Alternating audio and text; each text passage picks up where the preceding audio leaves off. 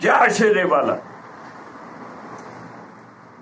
दोस्तों, 31 मार्च 2023 दोपहर के बाद 2:59 पर बुध देव मेष राशि में प्रवेश करेंगे और बुध का ये गोचर जो मेष राशि में होने जा रहा है, राहु के साथ युति करेगा और शनि की दृष्टि भी उन पर रहेगी। राहु बुध की ये युति बहुत अच्छी नहीं मानी जाती। राहु बुध का एक साथ आना अच्छे संकेत नहीं है। जिनका भी राहु बुध एक साथ है उनके लिए भी, और जो राहु बुध की युति में जो बच्चे पैदा होंगे उनके लिए भी। और राहु बुध की युति के समय कुछ दिमागी परेशानियों का सामना करना पड़ता है। बुद्धि कुछ ऐसी हो जाती है कि बस आदमी सोचता है जो मैं कहता हूं, जो मैं सोचता हूं वो ही सही है, मेरे जितना दिमाग किसी के पास नहीं।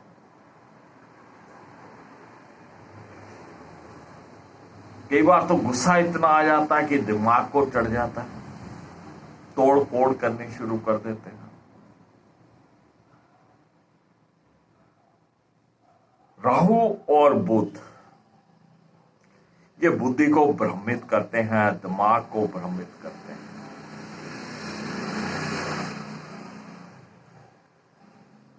अब कुछ लोग कुछ गलत कार्य करते हैं, जाली नोट छापते हैं, किसी की आईडी हैक कर लेते हैं। दिमाग तो है उनके पास, लेकिन उसको गलत दिशा की तरफ लेके जाते हैं। तो ये राहु बुध की युति बहुत अच्छी नहीं मानी जाती।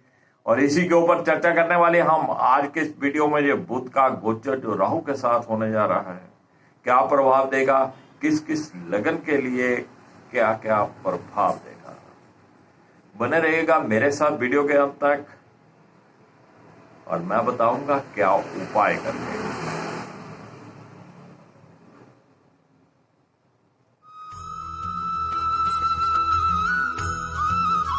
मार्केश विशिष्ट आप सबका स्वागत करता हूं।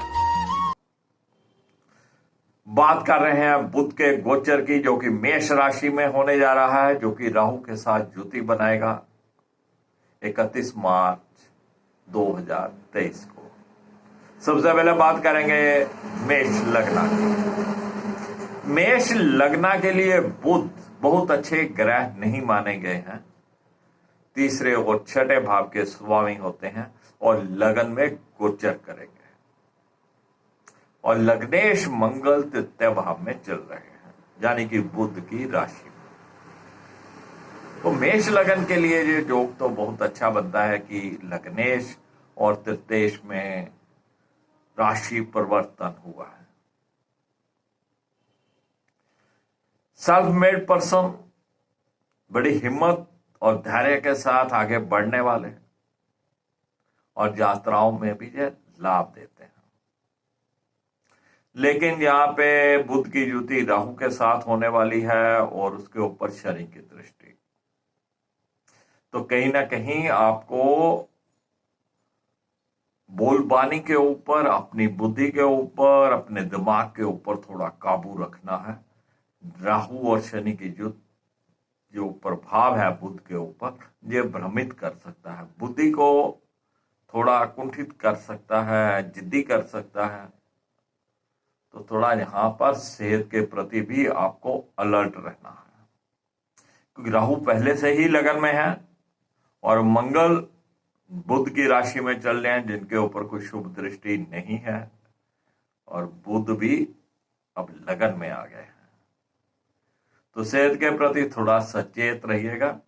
छोटे भाई बहनों के साथ संबंध मिले जुले रहने वाले हैं, लेकिन कोई ना कोई वहम भ्रम बना रहेगा कि ठीक से सहयोग नहीं कर रहे, या मेरी बात नहीं मान रहे, या मुझे कोई लाभ नहीं दे रहे, लेकिन उनके साथ मध्यम फल रहने वाला है, भ्रम भ्रम की स्थिति बनी रहेगी। किसी भी प्रकार की कोई यात्रा करनी हो कहीं भी आपको, तो बहुत सोच समझ के करिएगा। यात्रा में कुछ खास लाभ होने की संभावना नहीं है, परेशानियां पैदा हो सकती हैं। तो किसी भी बहसबाजी में, किसी डिस्प्यूट में आपको नहीं पड़ना है, क्योंकि छठे भाव का स्वामी भी बुध लगन में आ गया है, और जो लगन का स्वामी मंगल है वो चतुर्दृष्टि से, तीसरे भाव से चतुर्दृष्टि से छठे भाव को देखता है। तो डिस्प्यूट से आपको बच के रहना है, किसी लड़ाई झगड़े से आपको बच के रहना है। हनुमान चालीसा का पाठ करिएगा, सूर्य को जल दीजिएगा, और हरे रंग के वस्त्रों से थोड़ा परहेज करिएगा। कांच के बर्तन का इस्तेमाल मत करिएगा।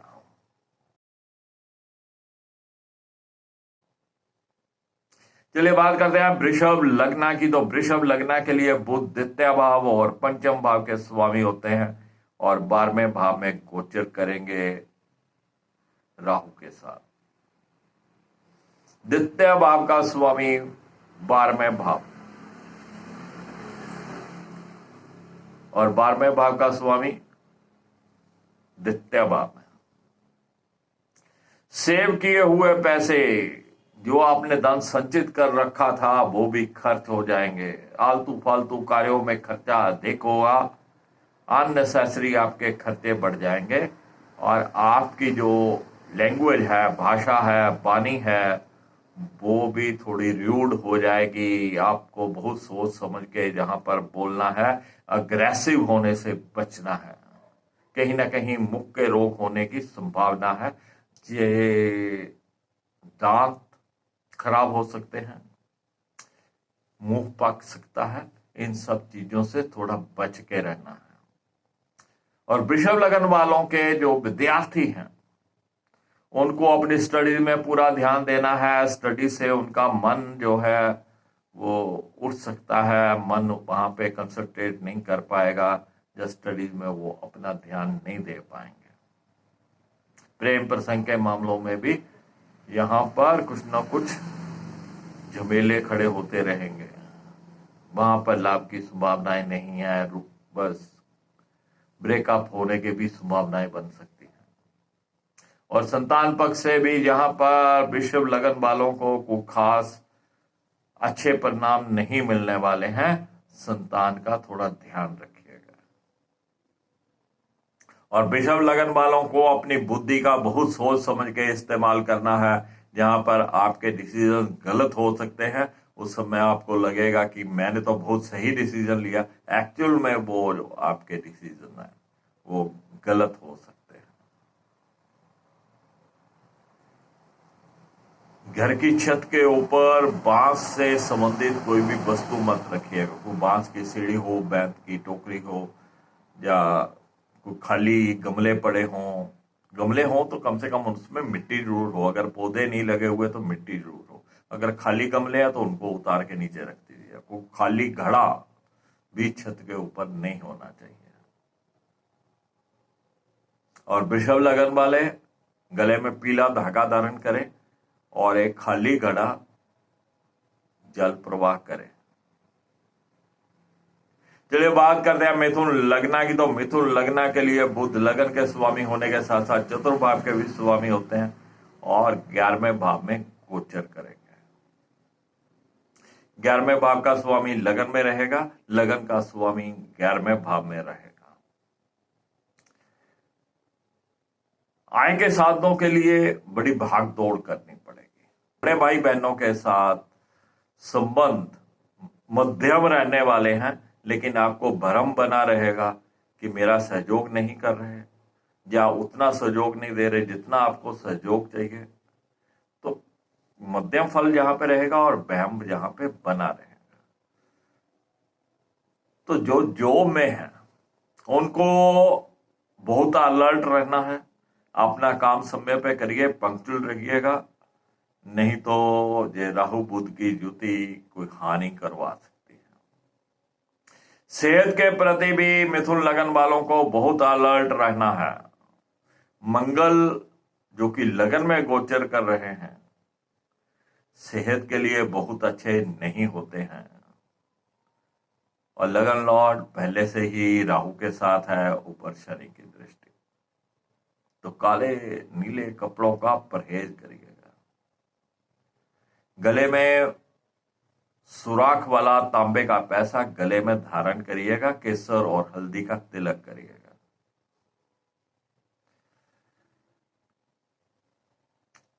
कुछ जौ ले लीजिए, किलो, सवा किलो, 4 किलो, उनको दूध से धोकर जल प्रवाह करिए।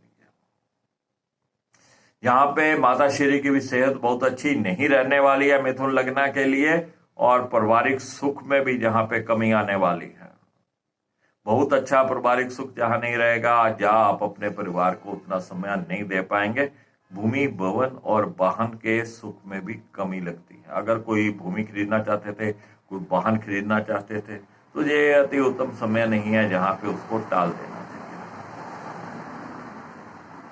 चलिए कर्क लग्न की बात करें तो कर्क लग्न के लिए बुध तृतीय भाव के स्वामी होने के साथ साथ 12वें भाव के भी स्वामी होते हैं और 10वें भाव में गोचर करेंगे। तृतीय भाव का स्वामी और 12वें भाव का स्वामी 10वें भाव में। योग की दृष्टि से, व्यापारिक दृष्टि से बुध का 10वें भाव में जाना कोई अच्छी बात नहीं है। बदलाव के चांसेस हैं। आपका नौकरी या आपकी जॉब बदलने का आपको लगा रहेगा कि मैं जॉब बदल लूं, छोड़ दूं, और व्यापार में भी कुछ ना कुछ चेंजेस करने की आपको मन में आता रहेगा। तो ये समय कोई बहुत अच्छा समय नहीं है। जैसे तैसे इस समय को निकालना चाहिए। अपनी जॉब में अलर्ट रहिए, अपने व्यापार में अलर्ट रहिए। व्यापार को बढ़ाने की खातिर कोई गलत पार्टी को माल मत दे बैठिएगा।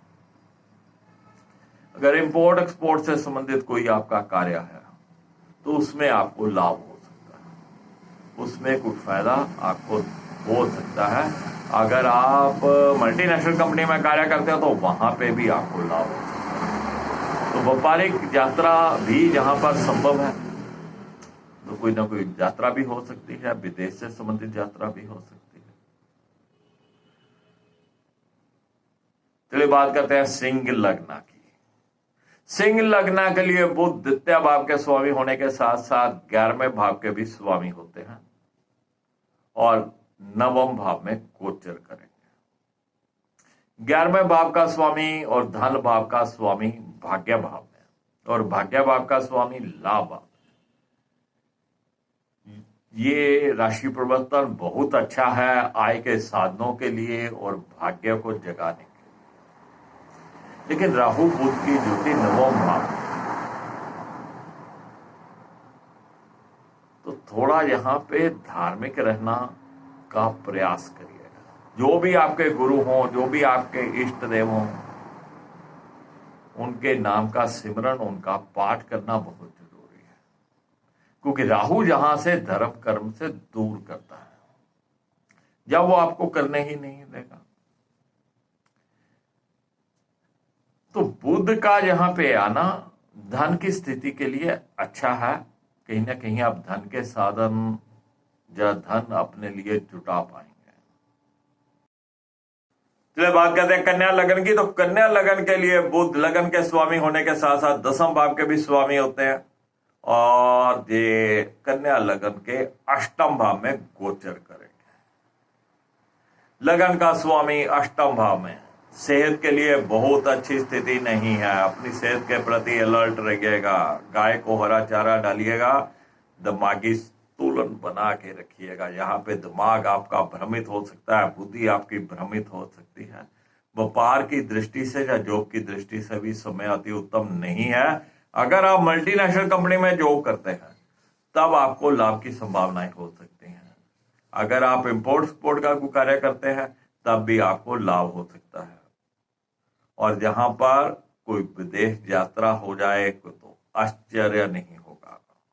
विदेश यात्रा के लिए भी समय यहाँ पर सही रहने वाला है। अगर कोई आपने फाइल लगा रखी है, कोई आपने डॉक्यूमेंट्स आपके आने वाले थे, कोई वीजा आने वाला था, तो ये बुध का गोचर ये कार्य आपका कर सकता है। लेकिन आपको व्यापार में, अपनी नौकरी में थोड़ा ध्यान देना है, अपनी सेहत के प्रति अलर्ट रहना है।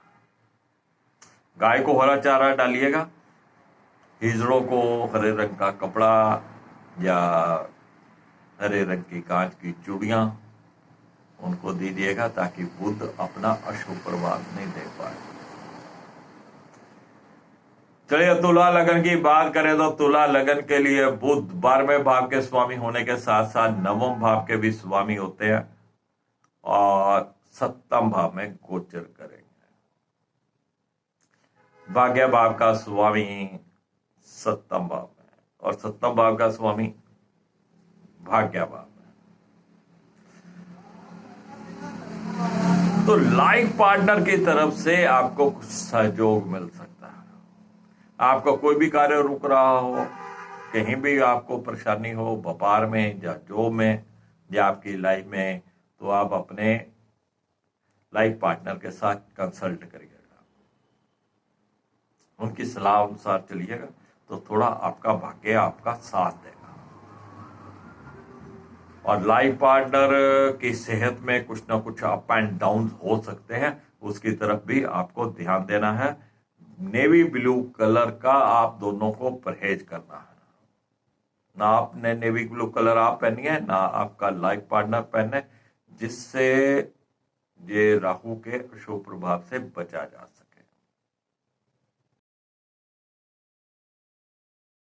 चलिए अब बात करते हैं वृश्चिक लग्न की। तो वृश्चिक लग्न के लिए बुध 8वें भाव के स्वामी होने के साथ साथ 11वें भाव के भी स्वामी होते हैं और 6ठे भाव में गोचर करेंगे। 8वें भाव का स्वामी 6ठे भाव में, लाभ भाव का स्वामी 6ठे भाव में राहु के साथ ज्योति। तो आय के साधनों के लिए बहुत भाग दौड़ करनी पड़ेगी। अगर आपने कहीं को कंपटीशन दे रखा है, कोई कंपटीशन के लिए आपने किसी कंपटीशन में बैठने वाले हैं, तो वहां पे आपके बुध जो है वो सहायता कर सकते हैं। या कोई इंटरव्यू वगैरह दे रखा था, वहां पर भी बुध आपकी सहायता कर सकते हैं। लेकिन जो अगर आपको जॉब जहां पे मिलने की संभावना है, उस जॉब में कहीं ना कहीं आप सेटिस्फाइड नहीं हो पाएंगे।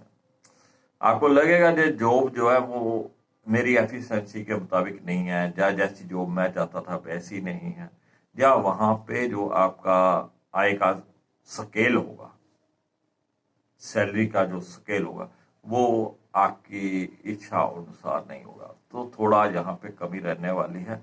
और जो पहले से ही जॉब में है, उनको अपनी जॉब में अलर्ट रहना है।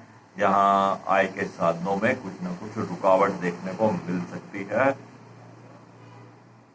तो थोड़ा इससे बचना है आपको। बहुत अच्छी स्थिति नहीं है, किसी तरह से ये समय निकाल लेना चाहिए।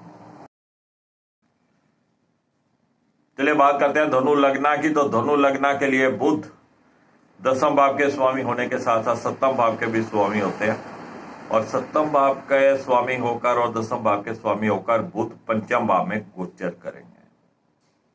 और 5वें भाव का स्वामी 7वें भाव में, 5वें भाव और 7वें भाव में एक्सचेंज, तो लव अफेयर के जहां पे चांसेस बन सकते हैं। अगर आपका अफेयर पहले से चल रहा है और उसको आप शादी में कन्वर्ट करने वाले हैं, तो ये भी समय अति उत्तम हो सकता है।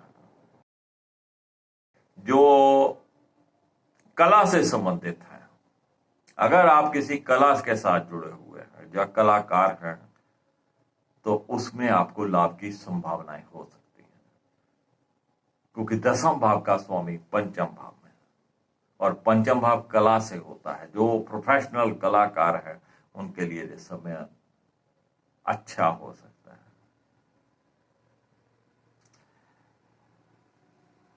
राहु की युति है बुध के साथ, तो थोड़ा लाइफ पार्टनर की सेहत का भी ध्यान रखना चाहिए। और जो विद्यार्थी वर्ग है उनको थोड़ा अलर्ट रहना है अपनी विद्या में। चलिए बात करते हैं मकर लग्न की। मकर लगन के लिए बुध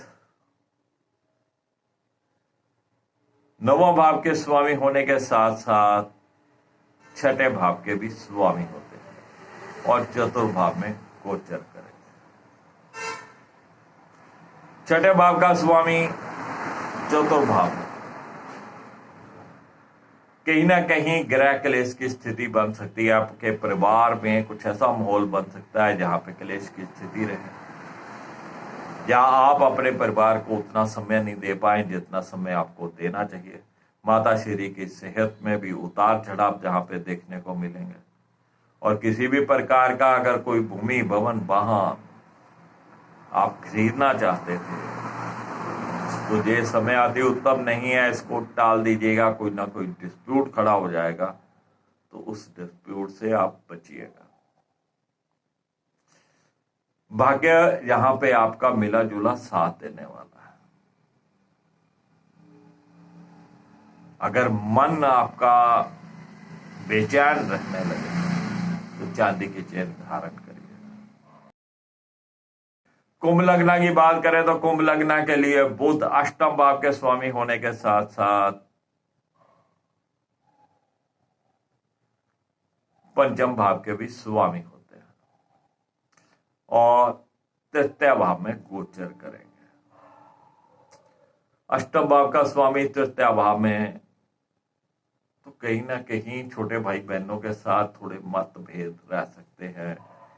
उनका पूर्ण सहयोग जहां पे नहीं मिलने वाला, कोई ना कोई विदेश यात्रा की संभावना बन सकती है, या किसी न किसी प्रकार की कोई यात्रा की संभावना बन सकती है, या विदेश से संबंधित कोई भी आपका कार्य रुका हुआ था वो पूर्ण हो सकता है। कोई वीजा आने वाला था वो आ सकता है, कोई स्पॉन्सरशिप आने वाली थी वो आ सकती है, कोई डॉक्यूमेंट्स आपके रहते थे वो आने वाले। तो विदेश से संबंधित कोई ना कोई कार्य यहाँ पे होने की संभावना है। चलिए बात करते हैं मीन लग्न की। तो मीन लग्न के लिए बुध सप्तम भाव के स्वामी होने के साथ साथ चतुर्थ भाव के भी स्वामी होते हैं और ये द्वितीय भाव में गोचर करेंगे। चतुर्थ भाव परिवार का, द्वितीय भाव भी परिवार का,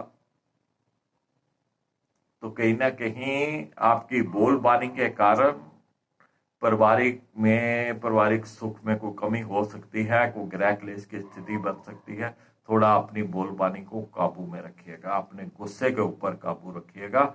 माता श्री की सेहत भी जहां पे उतार चढ़ाव हो सकते हैं, थोड़ा ध्यान देना है, अपनी वाणी के ऊपर ध्यान देना है। लाइफ पार्टनर के साथ आपके संबंध मिले जुले से यहाँ पे रहने वाले हैं। बुध का ये गोचर जो कि राहु के साथ होने वाला है, बहुत अच्छी स्थिति ये नहीं कही जा सकती।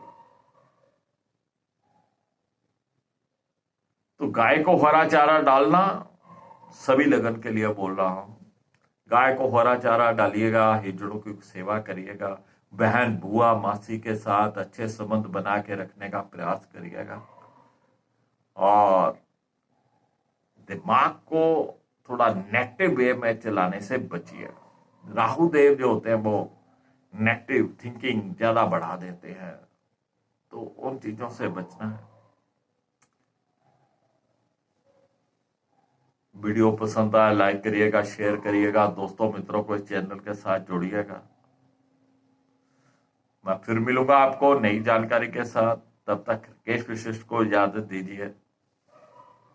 जय श्री बालाजी।